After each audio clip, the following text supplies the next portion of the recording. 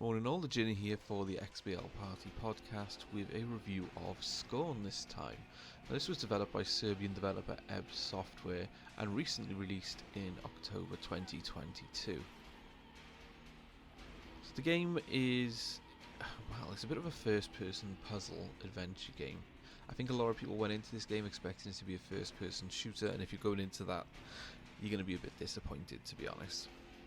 The game itself, though, is fantastic gameplay-wise. Its puzzles are very, very challenging, but solvable. It has a very good layout and very atmospheric game, and it's a very simple game to play. There's very few controls to worry about, so on that perspective, it's really good. However, gameplay-wise, the gunplay that's involved is awful. It's the worst element of the game by far. Yeah, it's just really not good. The game could have been better without the FPS elements added in. It also has what is possibly the worst save system I've ever encountered, where there's no manual save, there's no checkpoints, you don't know it's saving at any time until you die, which you will, because the gun combat is so bad, and then you'll go back potentially 40 minutes, sometimes over an hour, and have to redo all of those puzzles that you've done to get to that same spot. I found myself recently in a real tricky situation where I had one block of health left. There was no health machines nearby where you get your health boosted and replenished, and there was the hardest enemy in the game in front of me and 3 or 4 enemies. Obviously I keep dying because you can't kill things without getting hit if you're fighting multiple enemies in this game. And then the respawn point, luckily for me, was only a minute before that combat fight, which meant that every time I respawned I had one block of health and there was nowhere to get more health. I got stuck in that loop for a while, so I had to manually load a previous save which was an hour and a half before it. So yeah, great fun playing for the hour and a half again, knowing that there's nowhere else to pick up health, and hoping that I don't get injured as much by the time I get to this point where I'll get stuck in a loop again. That part of the game really is broken and needs to be looked at. Story-wise, there isn't really a story. You wake up as, just a silent protagonist who's making his way across a wasteland. You regularly visit the same areas that seem to have got overgrown, so you're not sure how much time is passing. It's very confusing, but I like that. And you meet a parasite or some kind of entity that comes from an egg and attaches itself to you, so that the two of you are off on the road together, trying to discover what's happened and make it through the level. And it enables you to carry more objects by giving you more hands, effectively.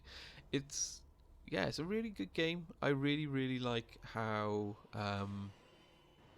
that you don't know what's going on. Everything is, they say in some games, oh well, everything's a bit alien. You're there to discover out. You couldn't get more alien than this game. It really is just a fantastic walk across an alien landscape. It's well done. We'll move on to the graphics then of the game. This game looks stunning. There's a few options if you're playing on Xbox to change. I would put the slider for movement up one, turn off the motion blur, and there's also a smoothing effect, turn that off. Otherwise it seems to give me a bit of motion sickness, which I don't normally get on games, but this game did bring on motion sickness with those enabled, so I had to turn them off. But the graphics itself are fantastic. There's some sights when you're playing this game you will have never seen before in a game. Obviously the art style is inspired by Geiger, who works on a lot of the Alien movies, etc., and also Beksinski from The Medium and his artwork. So what you get is this beautiful machine, like living machine type environment, but also something disgusting where it's been reclaimed by organic matter. And it is a really beautiful game in terms of art style, but also just graphically overall it's a fantastic looking game. Audio wise, there's not a lot going on here. There's a lot of unsettling sounds, especially if you're playing with headsets. It's a very moist game. Things sound wet, and it sounds like there's a lot of wet squelching going on around you at all times. And then every now and then you're walking through a level and there's loud banging and it echoes, and the audio is really good for what's there, but there's no ambient music or constant score in the background, etc. It's just atmospheric sounds, and they work really well to make you feel just lost and not know what's going on. Yeah, I really like it. So my overall opinion of the game then, I really like Scorn. I think Scorn is a fantastic game. I think if they ever make a sequel or something else in this universe, which I'd be well for because of how beautiful it looks, they need to get rid of the gunplay elements. There was no need for it, and I think that's the weakest part of the game, is the gunplay. It really is that poor. Everything else with this game I am a big fan of. It's beautiful, it's mysterious, the audio is fantastic, and yeah, I have really enjoyed this game. Go into this knowing it's a puzzler, however, because I know a lot of people will get frustrated. That first puzzle especially is the longest and most difficult, so if you're there for a while trying to get that egg, just stick with it. You'll figure it out eventually, and then you'll be very happy with what you did. Well, I've been the Jinner for XBL Party Podcast. I hope you've enjoyed this review. If you have, drop a like, and feel free to subscribe. We put new content up every day. Thank you for watching.